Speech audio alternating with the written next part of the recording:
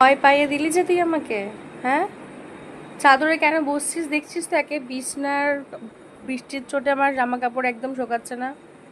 ডাকবি তো, সে হ্যাঁ হ্যাঁ করছিস, ডাকছিস। দাঁড়া দাঁড়া, যাবি না, আমি বিস্কিট নিয়ে আসছি।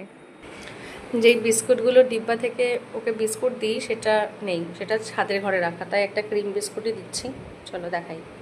দেখো, ও কিন্তু এখানে বসে থাকবো, ও কিন্তু যাবে না যতক্ষণ না আমি ওকে দেবো খেতে। আয়, পড়ে যাবে এখানে।